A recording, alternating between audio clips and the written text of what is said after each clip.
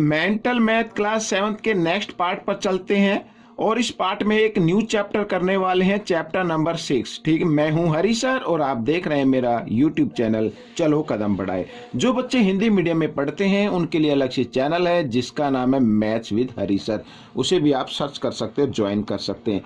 आइए देखिए बच्चों, यहाँ पर चैप्टर नंबर 6 ये आप देख रहे हैं, ट्रायंगल्स एंड देयर प्रॉपर्टीज। तो यहाँ पर जो आप देख रहे हैं पॉइंट टू रिमेंबर, ये आपको लर्न होना चाहिए, तभी आप क्वेश्चन को आसानी से कर पाएंगे। देखिए फर्स्ट पॉइंट क्या कहता है, a simple close figure made by 3 line segments is called a triangle, it is denoted by symbol triangle. ठीक है, 3 लाइन सेगमेंट होती हैं, उससे जो क्लोज फिगर बनती है उसको ही हम क्या बोलते हैं, ट्रायंगल बोलते हैं। सेकंड में area inside the triangle region is called interior region of the triangle, ये तो सभी जानते ही हैं।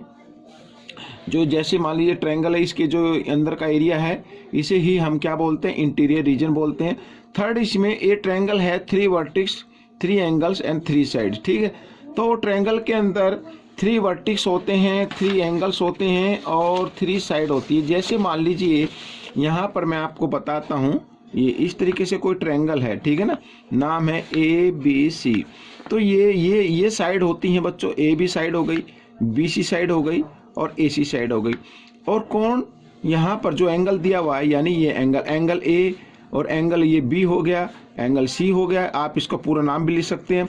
यानी जिसका भी एंगल आपको देना है उसको आपको बीच में रखना। जैसे मान लो B को हमें शो करना है तो ABC इस तरीके से लिख सकते हैं, A को दिखाना है तो इसको A को बीच में लेना, BAC इस तरीके से।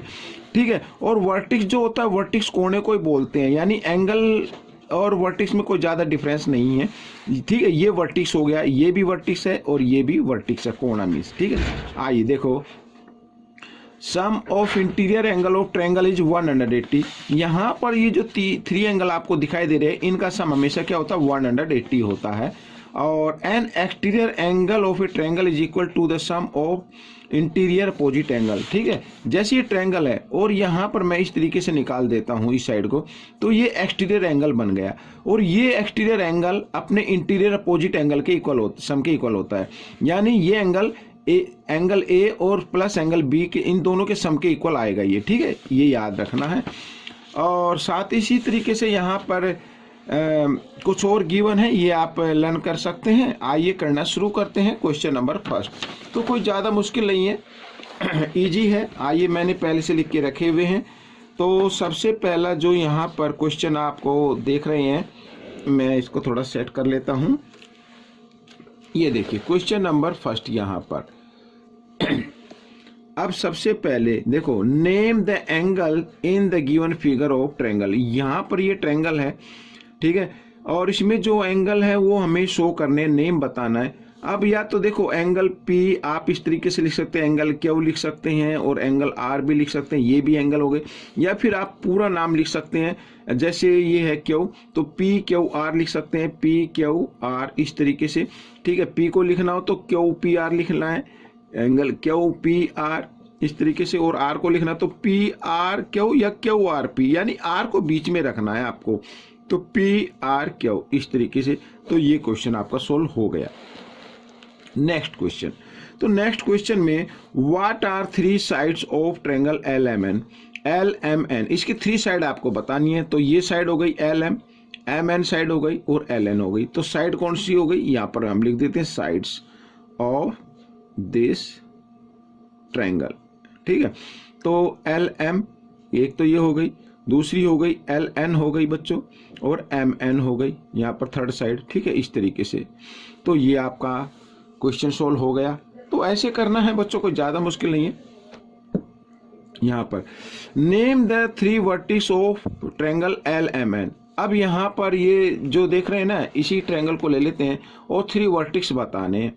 तो वर्टिक्स होगा L हो गया बच्चों, M हो गया और N हो गया, ये वर्टिक्स हो गई। ठीक है, ये भी हो गया आपका। क्वेश्चन नंबर 4, क्वेश्चन नंबर 4 क्या कहता है, देखो, what are the sum of interior angle of triangle. ठीक है, इंटीरियर एंगल यानी कि ट्रायंगल के जो इंटीरियर एंगल होते हैं, 3 एंगल होते हैं। जैसे मान लीजिए ये हो गया, ये 3 एंगल हो गए ना, तो इनका सम क्या होता है, इनका सम हमेशा क्या होता है 180 होता है। तो ये बिल्कुल जनरल नॉलेज वाली बात है। तो क्वेश्चन नंबर 5 कर लेते हैं। Name the equal side of triangle P Q R if angle P equal angle R. यहां पर ये ट्रायंगल, ये एंगल और ये एंगल दोनों इक्वल है, तो इसकी इक्वल साइड बतानी है। बच्चों देखो, एंगल पी के अपोजिट आती है एक क्यू आर, और आर के अपोजिट आती है यहां पर पी क्यू। तो इसमें पी क्यू इक्वल होगी किसके, यहां पर लिख देते हैं क्यू आर, ठीक है, क्यू आर के। तो ये साइड इक्वल होंगी, ठीक है। क्यों, क्योंकि इसमें देखो एंगल P इक्वल दिया हुआ एंगल R, तो opposite sides of equal angle ये हमेशा इक्वल होती हैं, ठीक है। ये आपका आंसर बन जाएगा। आइए आगे कर लेते हैं यहाँ पर क्वेश्चन नंबर 6 को। देखो क्या कहता है question, what is the sum of exterior angle of triangle. देखो एक्सटीरियर एंगल ऑफ ट्रायंगल का सम हमें बताना, ये हो गया, ठीक है। मैंने यहाँ पर पहले से ही बना के रखे हुए हैं। ये एक्सटीरियर एंगल आप देख रहे हैं, बाहर की तरफ जो बनता है वो एक्सटीरियर एंगल होता है। अब एक चीज और आपको मैं बता देना चाहता हूँ, किसी भी पॉलीगन के एक्सटीरियर एंगल का सम हमेशा क्या होता है 360 डिग्री होता है बच्चों, 360 डिग्री होता है। ये होगा आपका आंसर, ठीक है, समझ में आ गया। कोई भी पॉलीगन हो, यहाँ पर ये ट्रायंगल है, क्वाड्रिलेटरल हो या पेंटागन हो, हेक्सागन हो, कोई भी हो, तो उसके जितने भी एक्सटीरियर एंगल होते हैं सबका सम क्या होगा 360 होता है, ठीक है। ये आप नोट कर लीजिए। आप क्वेश्चन नंबर 7 में name the angle which are equal in the given figure, ठीक है, ऑफ LMN। ये ट्रायंगल है और यहाँ पर हमें बताना name the angle which are equal, जो एंगल इक्वल है।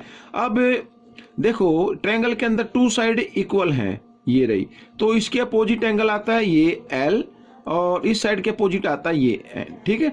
तो अगर पूरा नाम लिखना तो पूरा नाम आप लिख दीजिए MLN, ठीक है, MLN, यानी ये हो गया। और दूसरा एंगल क्या है, यानी इक्वल का साइन आप लगा सकते हैं, कोई दिक्कत नहीं है। ये वाला इसका नाम है LNM या MNL, ऐसे लिख दीजिए MNL, ठीक है। और opposite angle of equal side, इस तरीके से आप चाहे तो लिख सकते हैं, opposite angles of equal side, ठीक है, यहां पर इक्वल साइड्स। तो ट्रायंगल के अंदर अगर 2 साइड इक्वल है तो उसके अपोजिट एंगल भी क्या होते हैं, इक्वल होते हैं। तो बच्चों ये क्वेश्चन भी आपका सोल्व हो चुका है। क्वेश्चन नंबर 8 देखो क्या कहता है, the angle of a triangle are in ratio, यहाँ पर 5:6:7, what is the measurement of smallest angle. तो स्मॉलेस्ट एंगल की मेजरमेंट आपको बतानी है। अब देखो बच्चों यहाँ पर रेशो गिवन है, ठीक है ना। अब सबसे इजी मेथड मैं आपको बताता हूं, द एंगल ऑफ ट्रायंगल, ठीक है। यहां पर ये इंटीरियर एंगल है और इंटीरियर एंगल का सम क्या होता है बच्चों 180 होता है। इसको आपको डिवाइड करना है सम ऑफ रेशो से, ठीक है। तो 5 और 6 11, 11 और 7 18, 18 से डिवाइड कर दो, यहां पर आ गया 10, ठीक है, 10 आ गया। अब क्या बताना, स्मॉलेस्ट एंगल बताना है। तो स्मॉलेस्ट एंगल कौन सा होगा, ये देखिए, स्मॉलेस्ट रेशो क्या है 5, तो इस 5 को 10 से आपको क्या कर देना, मल्टीप्लाई कर देना है, तो आ जाएगा 50 डिग्री, ठीक है, स्मॉलेस्ट एंगल हो गया। अगर इसकी जगह, स्मॉलेस्ट की जगह अगर एग्जाम में या किसी भी क्विज में पूछ लिया जाए कि लार्जेस्ट एंगल, ठीक है ना, पूछ सकते हैं लार्जेस्ट, तो लार्जेस्ट रेशो क्या 7। अब 7 को क्या कर देना, 10 से मल्टीप्लाई कर देना, तो 70 डिग्री आ जाएगा। इस तरीके से आप कर सकते हैं, ठीक है, ये आपका आंसर रहेगा। अब क्वेश्चन नंबर 9, तो क्वेश्चन नंबर 9 में देखो यहां पर सोल्व करें, पढ़ लेते हैं।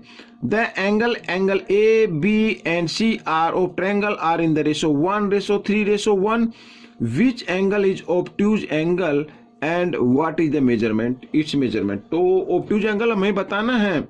ऑब्ट्यूज एंगल का मतलब ये फिगर तो थोड़ी गलत बन गई, तो इस तरीके से मैं आपको ये दिखाता हूं बनाकर ऐसे, ठीक है। ये थोड़ा सा ये वाला, ये मान लीजिए ये 90 का नहीं है बच्चों, थोड़ा सा मैंने ऑब्ट्यूज कंडीशन में लिया है इसको इस तरीके से, ठीक है।